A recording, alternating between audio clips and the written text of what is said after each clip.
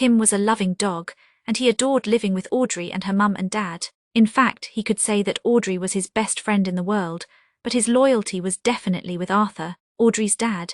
He would wait by the window at 4:30 every day waiting for Arthur to arrive home from work. I know what you're thinking, how a dog can tell the time. Well, I can't really answer that, but Kim definitely knew when it was 4:30 every evening. Audrey always arrived home from school at 4 o'clock. She would feed Kim, and her next job was always to open the garage doors ready for her dad getting home from work. Maybe this was what gave Kim his timing to get up at the window to wait for Arthur to come home. As soon as he saw the car start to back up the driveway, he would jump up and down at the window barking, as he knew this was his chance to ride in the back of the car with Audrey. Arthur would stop the car in the driveway and wait. Audrey and Kim would come running outside and jump into the back of the car for the short ride into the garage. This was just the best fun for Kim.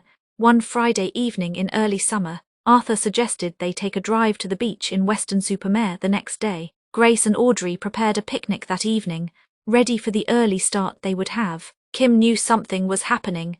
He wasn't sure what it was, but Audrey's excitement rubbed off on him, and so he was excited too, running round and round chasing his tail. At 6 a.m. the next morning, Grace and Audrey got the flasks of tea ready and packed up the picnic hamper. Arthur took it to the boot of the car and drove the car out. Grace and Audrey called Kim to get in the back with Audrey. But what on earth do you think happened?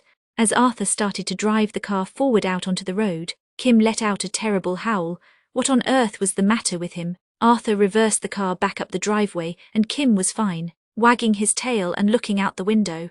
Arthur set off forward again, and howl, howl, howl went Kim. Arthur reversed again, and there was wagging tail happy Kim. Every time Arthur drove the car forward, Kim started howling. Every time he reversed the car back into the driveway, Kim would wag his tail. What should they do? They couldn't reverse the car all the way to Weston-super-Mare, and they really couldn't leave Kim at home all day on his own. So they had the picnic in the garden.